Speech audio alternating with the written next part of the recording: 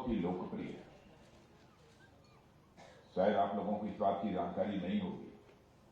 आप समझते होंगे कि वो अरुणाचल प्रदेश के मुख्यमंत्री हैं और उनकी लोकप्रियता और उनकी मान्यता केवल अरुणाचल प्रदेश की सीमाओं तक ही सीमित है। लेकिन आपके मुख्यमंत्री श्री पेमा खांडू जी के बारे में आपको मैं बताना चाहता हूं कि अरुणाचल प्रदेश से कहीं अधिक मान्यता जो लोग भी भारत की राजनीति से परिचित हैं, पूरे भारत में आपको देखने को मिलेगी उनकी सादगी, उनकी सरलता, उनकी कर्तव्य निष्ठा। मैं समझता हूं कि अरुणाचल प्रदेश के लिए गौरव का विषय है। ऐसे यहां के यशस्वी मुख्यमंत्री श्री पेमा खांडू जी, मेंबर ऑफ पार्लियामेंट, आपके संसद सदस्य जो बराबर भारत की संसद में आपकी समस्याओं को उजागर करते रहते हैं, ऐसे श्री तापिर गाव जी और यहां के local MLA Shri Ojing Tasing ji, lieutenant general RP Kalita GOCC Eastern Command, lieutenant general Rajiv Chaudhary DGBRO, lieutenant general RC Tiwari GOC 3 corps और वीसी के माध्यम से जुड़े सारे देश भर के हमारे सम्मानित जनप्रतिनिधिगण, अधिकारी वर्ग, देवियों व सज्जनों, सबसे पहले मैं अपनी तरफ से आप सभी बहनों भाइयों को, केवल आप ही को नहीं बल्कि पूरे अरुणाचल प्रदेश के बहनों भाइयों को नव वर्ष की हार्दिक शुभकामनाएं देता हूं। और आज इस बॉर्डर रोड ऑर्गेनाइजेशन द्वारा जैसा आपको बताया गया है कि देश के 7 स्टेट्स यूटी, जिसमें अरुणाचल प्रदेश है, सिक्किम है, जम्मू कश्मीर, लद्दाख, राजस्थान और पंजाब तथा उत्तराखंड के सीमावर्ती इलाकों में 28 इंफ्रास्ट्रक्चर प्रोजेक्ट को राष्ट्र के रूप में आज समर्पित किया जा रहा है।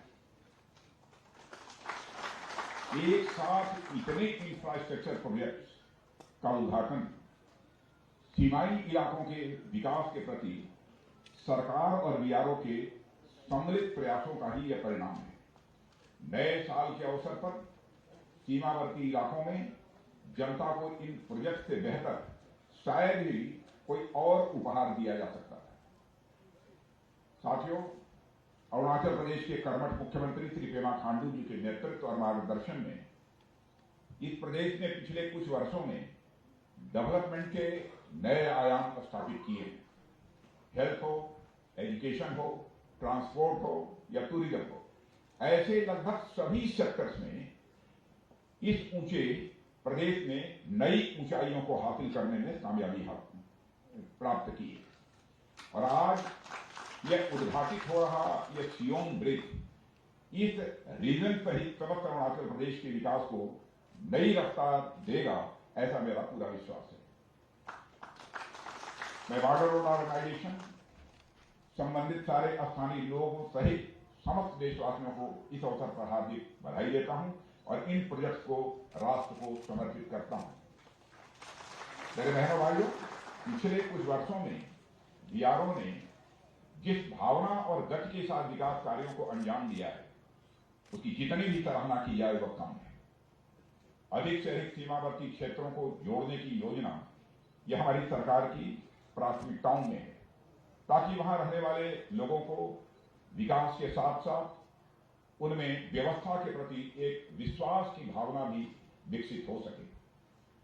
अभी कुछ ही समय पहले अक्टूबर 2022 में बॉर्डर रोड ऑर्गेनाइजेशन द्वारा आजादी के अमृत महोत्सव के उपलक्ष्य में 75 इंफ्रास्ट्रक्चर प्रोजेक्ट का उद्घाटन किया गया था। और इसके अंतर्गत मैंने लद्दाख में श्योक ब्रिज का उद्घाटन किया था। इस पुल के पूरा होने से सभी मौसमों में हमारी आर्म्ड फोर्सेस के हैवी इक्विपमेंट, टैंक्स और गन्स का दुर्गम श्योक नदी को तेजी से पार करना सुनिश्चित होगा और हमारी रक्षा में भी स्वाभाविक रूप से बढ़ोतरी होगी।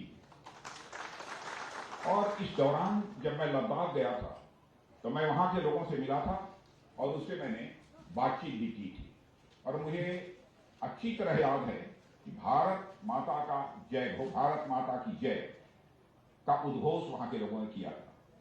भारत माता की जय का यह उद्घोष जो शोक के किनारे वहां के लोगों और हमारे बॉर्डर रोड ऑर्गेनाइजेशन के जवानों ने मिलकर लगाया था, थोड़ी देर के लिए मानो उस विसर्जन में भी उल्लास भर गया था और पत्थरों में भी तरंगें उठने लगी थी।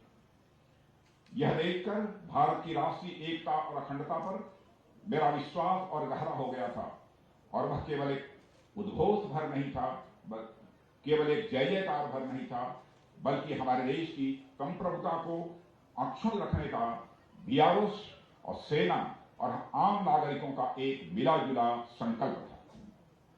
वह एक विश्वास का उद्घोष था कि चाहे कुछ भी हो जाए, पर हम भारत माता की आन बान शान पर किसी भी सूरत में आंच नहीं आने देंगे। मुझे उनके चेहरे पर खुशी साफ तौर पर दिखाई दे रही थी। उन्होंने बताया कि चाहे डेमचौक हो या डीएफ दौलत बेग ओल्डी सेक्टर, लद्दाख में रोड्स के डेवलपमेंट की गति, यह सब अभूतपूर्व है।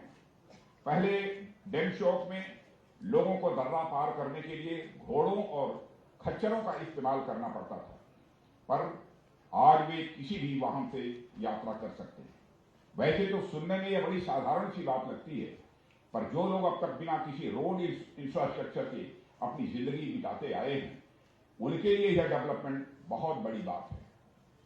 साथियों, बदलती दुनिया, बदलते समय और राष्ट्रों के बदलते इंटरेस्ट के मद्देनजर किसी भी राष्ट्र को अपने आप को सशक्त रखना एक बहुत बड़ी आवश्यकता है। दुनिया में आए दिन किसी न किसी प्रकार के कॉन्फ्लिक्ट की स्थिति, संघर्ष की स्थिति पैदा होती हुई दिखाई देती है। हालांकि भारत हमेशा युद्ध के खिलाफ रहा है और यही हमारे भारत की नीति रही है, और यह कोई आज की बात नहीं है। भारत एक ऐसा देश है जिसने कि पूरे विश्व को वसुधैव कुटुंबकम, यानी the whole world is friendly, यह संदेश दिया है। हमने भारत की सीमा में रहने वाले लोगों को ही अपने परिवार का सदस्य नहीं माना है, बल्कि पूरे विश्व की धरा पर रहने वाले लोगों को अपने परिवार का सदस्य मानने वाला दुनिया का इकलौता देश यदि कोई है तो हमारा और आपका देश यह भारत है। मैं आपको याद दिलाना चाहता हूं कि भगवान श्री राम ने हमें सिखाया है कि शस्त्र धारण किया जाता है तो शास्त्र अथवा धर्म व मर्यादा की रक्षा के लिए शस्त्र धारण किया जाता है। श्री राम ने हमें यह भी सिखाया है कि दूसरे देशों और राज्यों पर आधिपत्य के लिए युद्ध नहीं किया जाना चाहिए। लंका पर विजय पाने के बाद उन्होंने स्वयं राजा न बनकर न्याय संगत व्यवहार करते हुए विभीषण, जो उन्हीं के उत्तराधिकारी थे, उन्हीं को राजा बनाया था। भगवान बुद्ध ने भी हमें अहिंसा का ही पाठ पढ़ाया है। इसी महान विरासत के चलते भारत ने कभी भी कोई युद्ध अपनी तरफ से प्रारंभ नहीं किया और न ही किसी देश की 1 इंच जमीन पर भारत ने कभी कब्जा किया है। यदि कोई हमारी इस सदाशयता या शांति प्रियता को हमारी कमजोरी समझने लगे तो मैं उसे बताना चाहूंगा कि हम शांति के उपासक तो हैं ही, हम शक्ति के भी उपासक हैं। भगवान श्री कृष्ण ने भी श्रीमद् भागवत गीता में हमें धर्म की रक्षा के लिए, न्याय और सत्य की रक्षा के लिए युद्ध करने की प्रेरणा दी है। अभी कुछ समय पहले हमारे माननीय प्रधानमंत्री श्री नरेंद्र मोदी जी ने this is not the era of war यह कहकर भारत के संकल्प को पुनः साफ कर दिया है और दुनिया का ध्यान इस संकल्प की ओर उन्होंने आकर्षित किया है। यानी हम युद्ध में यकीन नहीं रखते, पर अगर हम पर युद्ध थोपा जाता है तो हमने उसका जमकर मुकाबला किया है और आगे करेंगे भी, इस पर भी हमारा पूरा यकीन है। इसके लिए हमें हमेशा तैयार रहना चाहिए और हम तैयार हैं। हमारी आर्म्ड फोर्सेस हमेशा इस बात को गंभीरता से ध्यान में रखती है और मुझे यह कहते हुए खुशी होती है कि बॉर्डर रोड ऑर्गेनाइजेशन सदैव उनके साथ कदम से कदम और कंधे से कंधा मिलाकर चलता रहता है। साथियों, हमारी आर्म्ड फोर्सेस के जवान बड़ी संख्या में ऐसे इलाकों में तैनात होते हैं जहां पूरे साल ट्रांसपोर्ट की कोई सुविधा उपलब्ध नहीं हो पाती। खासकर ऐसे समय में जब ठंड पड़नी शुरू होती है, कई इलाकों में रास्ते बर्फबारी के कारण बंद हो जाते हैं। ऐसे में ये सभी प्रोजेक्ट हमारी सेनाओं तक राशन और मिलिट्री इक्विपमेंट आदि पहुंचाने में कारगर साबित होंगे। मैं कह सकता हूं कि सुरक्षा की दृष्टि से हम जिस तरह दिन ब दिन मजबूत हुए हैं, उसमें बॉर्डर रोड ऑर्गेनाइजेशन का एक बहुत ही महत्वपूर्ण योगदान रहा है। और साथियों, अभी कुछ समय पहले का उदाहरण आपके सामने रखना चाहूंगा।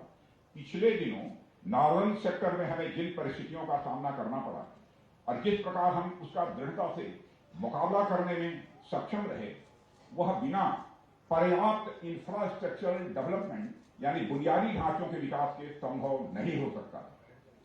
ऐसी सिचुएशंस में हमें इन एरियाज के डेवलपमेंट के लिए और भी प्रेरित करती हैं। यह हमारे लिए गौरव का विषय है कि इन इलाकों के डेवलपमेंट के लिए हमारे पास बीआरओ जैसा एक डेडिकेटेड ऑर्गेनाइजेशन है। मेरे बहनों भाइयों, बॉर्डर एरियाज में रहने वाले लोगों के जीवन में इंफ्रास्ट्रक्चर डेवलपमेंट से बहुत बड़ा अंतर आता है, यह मुझे बतलाने की जरूरत नहीं है। स्वाभाविक रूप से इसका अनुभव आप सबको होता होगा। इंफ्रास्ट्रक्चर डेवलपमेंट को मैं आप सबके लिए और आप जैसे अन्य जो लोग हैं उनके लिए एक गेम चेंजर मानता हूं। आज हम मैदानी इलाकों में टेक्नोलॉजी के माध्यम से रोड्स की जगह स्मार्ट रोड्स बना रहे हैं, पर अनेक बॉर्डर एरियाज में आज भी रोड्स की किल्लत है, रोड्स की कमी है। यहां तक कि समुचित पगडंडियां भी लोगों को आने जाने के लिए उपलब्ध नहीं है। अनेक ऐसे दुर्गम स्थान हैं जिन्हें सरकार द्वारा शुरू की गई विभिन्न वेलफेयर स्कीम्स के साथ साथ इलेक्ट्रिसिटी, टेलीकम्युनिकेशन, एजुकेशन और हेल्थ जैसी बेसिक सिविक एमिनिटी प्राप्त करने के लिए कनेक्टिविटी की आवश्यकता है। मेरे बहनों भाइयों, हमारा पूरा नॉर्थ ईस्ट रीजन अपनी खूबसूरती और नेचुरल रिसोर्सेज से भरपूर होने के बावजूद लंबे समय तक विकास की धारा से यह कटा रहा है। कभी सिक्योरिटी इश्यूज के नाम पर, तो कभी कनेक्टिविटी न होने की वजह से आजादी के दशकों बाद भी यह क्षेत्र विकास तो दूर अपनी मूलभूत जरूरतों तक से यह वंचित रहा है। इसके कारण यहां की अर्थव्यवस्था भी काफी प्रभावित रही है। इस संबंध में हमारा मानना है कि नॉर्थ ईस्ट रीजन न केवल हमारे देश के समग्र विकास के लिए बल्कि ईस्ट एशिया के साथ हमारे संबंधों, ट्रेड, ट्रेवल और टूरिज्म का भी गेटवे है। हमारा देश का यह पूर्वी हिस्सा जितना अधिक मजबूत होगा, हमारा पूरा देश उतना ही अधिक मजबूत होगा। इसलिए सरकार ने इस पूरे क्षेत्र को हमेशा अपनी सर्वोच्च प्राथमिकता में रखा है। मेरे बहनों भाइयों, हमारी सरकार द्वारा इन एरिया के डेवलपमेंट पर गंभीरता से ध्यान दिया गया, जिसके चलते हमारे देश की सुरक्षा व्यवस्था पहले से कहीं अधिक कई गुना मजबूत हुई है। मैं यह भी बताना चाहूंगा कि जब मैं गृह मंत्रालय का कार्यभार संभाल रहा था, तब भी नॉर्थ ईस्ट रीजन में सिक्योरिटी एनवायरनमेंट और आर्थिक विकास से जुड़े मुद्दों को हल करने के लिए मैं यहां आता रहता था और इसके लिए हमने कई महत्वपूर्ण कदम भी उठाए थे। अधिकतर लोग यह समझते हैं कि बीआरओ केवल आर्म्ड फोर्सेस के लिए काम करता है, पर मुझे लगता है कि बीआरओ इससे कहीं आगे कनेक्टिंग प्लेसेस, कनेक्टिंग पीपुल की फिलॉसफी के साथ देशवासियों को एक दूसरे से जोड़ने का काम कर रहा है और अपने ध्येयवाद यानी क्रमेण सर्वम साध्यम को चरितार्थ भी बॉर्डर रोड ऑर्गेनाइजेशन कर रहा है। अत्यधिक दुर्गम और रिमोट एरियाज में काम करने वाले बीआरओ के कर्मयोगी कठिन और चुनौतीपूर्ण समय में इंफ्रास्ट्रक्चर तैयार कर उन जगहों पर भी पहुंच गए हैं जहां और लोगों के द्वारा पहुंचने का प्रयास कभी नहीं किया गया। मेरे बहनों भाइयों, मेरे पास खबरें आती रहती थी कि इमरजेंसी के केस में ऐसे इलाकों के लोग अक्सर तत्काल चिकित्सा की सुविधा नहीं प्राप्त कर पाते थे, पर वक्त बदल रहा है। आज मुझे अरुणाचल प्रदेश, लद्दाख और मिजोरम के रिमोट एंड डिफिकल्ट लोकेलिटीज पर स्थित मेडिकल इंस्पेक्शन रूम्स में 3 टेलीमेडिसिन नोड्स का उद्घाटन करते हुए भी बेहद खुशी हो रही है। और ये नोड टेलीमेडिसिन कंसल्टेशन के माध्यम से मेडिकल एंड सर्जिकल इमरजेंसी में शीघ्र चिकित्सा सहायता प्रदान के लिए स्थापित किए गए हैं, जो स्थानीय लोगों की स्वास्थ्य संबंधी जो जरूरतें हैं उनके लिए बहुत ही सहायक सिद्ध होगा। यह सब नॉर्थ ईस्ट की जनता की क्वालिटी ऑफ लाइफ में एक क्वांटम इंप्रूवमेंट, बहुत बड़ा इंप्रूवमेंट लाएगा, ऐसा मेरा विश्वास है। मेरे साथियों, बॉर्डर रोड ऑर्गेनाइजेशन के नाम को जब मैंने पहले शार्ट में इसे लिखा हुआ देखा था, शार्ट में लिखा हुआ BRO, बॉर्डर रोड ऑर्गेनाइजेशन को लिखा जाता। पहले जब मैं बॉर्डर रोड ऑर्गेनाइजेशन को बचपन में नहीं जानता था तो मैंने उसे ब्रो समझा था। ये BRO ये ब्रो है, जिसे आजकल हमारी नई जनरेशन ब्रदर यानी भाई के सेंस में यूज करती है। पहले BRO को मैं समझा कि BRO नहीं, बॉर्डर रोड ऑर्गेनाइजेशन नहीं जानता था, मैं समझा ब्रो है, यानी इसको भाई कहते हैं आजकल। और मुझे बताया गया कि यह ब्रो नहीं है, यह BRO है, बॉर्डर रोड ऑर्गेनाइजेशन है। पर आज जब मैं इस संगठन को हमारी आर्म्ड फोर्सेस और देश की जनता के साथ मिलकर आगे बढ़ते देख रहा हूं तो उनके लिए दिन रात मेहनत करते हुए देख रहा हूं, तो मेरे बहनों भाइयों, मैं कह सकता हूं कि तब मैंने BRO को ब्रो यानी ब्रदर गलत नहीं बल्कि सही पढ़ा था। BRO यानी हमारी सेनाओं का ब्रो, यानी हमारी सेनाओं का ब्रदर। BRO यानी हमारे देशवासियों का ब्रो, यानी हमारे देशवासियों का ब्रदर। BRO यानी आप सबका ब्रो, यानी आप सबका ब्रदर। और साथियों, हाल के दिनों में देश में रोड इंफ्रास्ट्रक्चर सेक्टर में भारी वृद्धि देखी गई है। इसके परिणाम स्वरूप क्षेत्र में काफी सोशियो इकोनॉमिक डेवलपमेंट, सामाजिक आर्थिक विकास तेजी के साथ हुआ है। और यह सब निर्माण के क्षेत्र में लेटेस्ट टेक्नोलॉजी के उपयोग के कारण ही यह संभव हो पाया है। और एक टेक्निक सस्टेनेबल डेवलपमेंट पर लगातार ध्यान देने के साथ आर्थिक दृष्टि से भी बेनिफिशियल, प्रोडक्टिव और टाइम सेविंग साबित होंगी, ऐसा मेरा विश्वास है।